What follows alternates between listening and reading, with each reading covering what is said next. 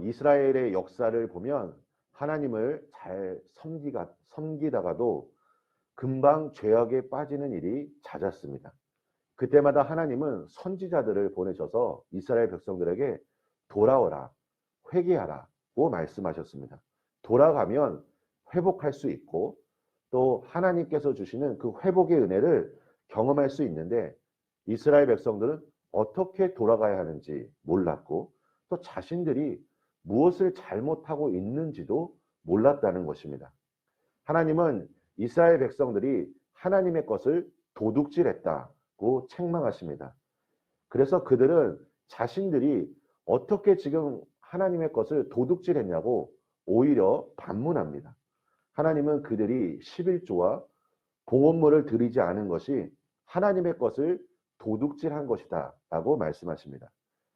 그 당시 유다 백성들은 빈곤과 불순종의 악순환을 경험하고 있었습니다.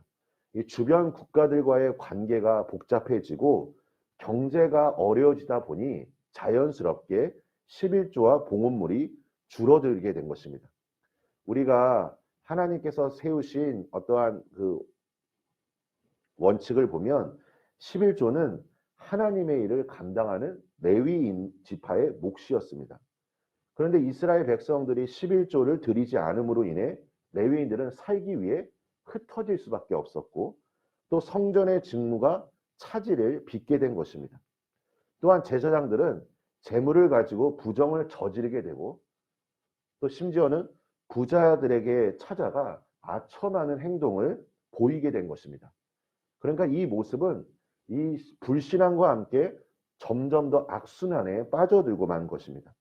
물론 지금 이스라엘 백성들의 경제적 환경이 매우 어려웠기에 헌물을 드린다는 것은 쉽지 않았을 것입니다. 그래서 말라기 선지자는 이것을 어떻게 말하고 있냐면 이 모든 것들을 믿음으로 극복해야 한다라고 말합니다.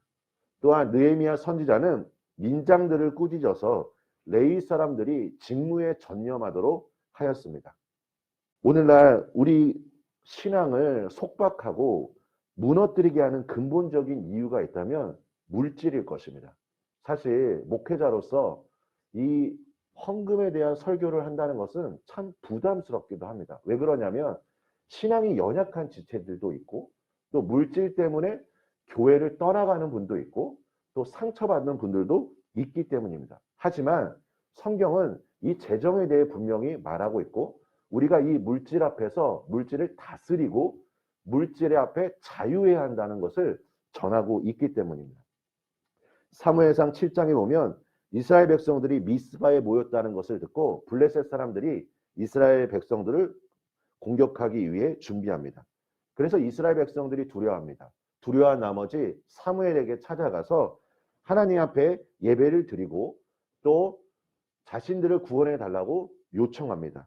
이때 사무엘이 했던 행동이 무엇이냐면 온전한 번제를 하나님께 드렸다는 것입니다. 저는 오늘 이 본문 말씀을 좀 폭넓게 말씀드리고 싶습니다.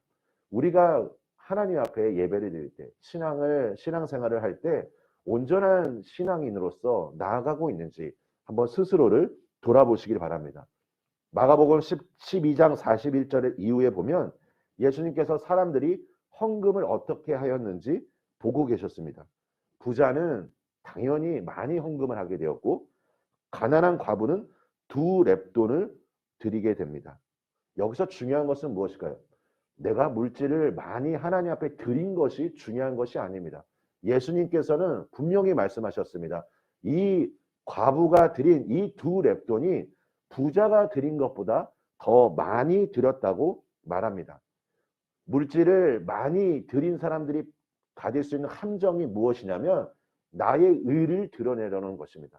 사람들의 시선을 중요하게 여긴다는 것입니다. 중요한 것은 사람들의 시선이 아니라 하나님께서 이것을 어떻게 바라보시는지, 어떻게 생각하는지입니다. 내가 하나님을 향한 나의 마음은 나의 어떠한 신앙의 행동과 내가 가지고 있는 신앙의 자세, 태도에 따라 달려 있습니다. 누가복음 12장 34절에 보면 너희 보물이 있는 곳에 너희 마음도 있느니라 라고 말합니다. 우리의 신앙이 온전함을 향하여 나아가기를 소망합니다. 세례 요한도 회개를 전했고 예수님도 회개를 전했고 우리 한국 교회의 많은 성도님들이 이 회개에 대한 메시지를 우리가 늘 마음속에 새기며 내가 항상 정결하게 내가 거룩하게 살아가도록 노력해야 할 것입니다. 물론 반복해서 전하는 거지만 이 회개의 메시지가 정죄가 되고 판단이 되어서는 안 될 것입니다. 이것은 어떤 거냐면 이 회개에 대한 메시지는 영혼을 살리는 메시지로 사람들에게 선포되어야 할 것입니다. 상처난 부위가 있습니다. 이 상처난 부위를 치료하는 것이 목적이지 이 상처난 부위를 이야기함으로 말미암아 그 상처가 덧나게 해서는 안 될 것입니다. 우리가 하나님 아버지의 마음으로 아파하며 또 하나님 아버지의 온전하신 뜻을 우리가 세상 속에 전할 때 우리 성도님들의 삶을 통하여 하나님의 놀라운 사랑과 회복의 역사가 일어나기를 소망합니다.